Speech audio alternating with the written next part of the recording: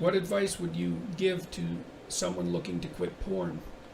Well, I gave some advice a little earlier about quitting alcohol, and I would say it isn't that you're trying to quit porn. It's not the right way to think about it. The right way to think about it is that you're trying to figure out how to have a better life. And so you have to figure out, well, I would say do the future authoring program and keep your porn addiction in mind and think. So in the first part of the future authoring program, it asks you a bunch of questions about what your life could be like in 3 to 5 years if you took care of yourself like you were someone that you cared for.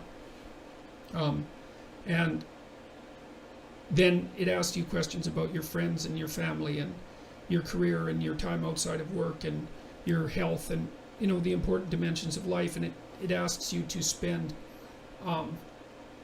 20 minutes writing about how good your life could be in 3 to 5 years if you got your act together and did what was good for you. And then it asks you to write about the hell you could be in if you didn't. And so I would say you really need to do that, because porn isn't the issue. The issue is that you're not living your life the way you want to. And so you need a vision of life that's more compelling than the porn, and you need a counter vision too that frightens you, because otherwise porn is obviously extraordinarily gratifying in the short term, but you seem to be suffering from the medium to long-term consequences of its use. And so you need a story that you can tell yourself that's really deeply thought through about why this is not appropriate for you, how it's hurting you, and how it's minimizing you and perhaps making you embarrassed and ashamed and more socially isolated and all of that.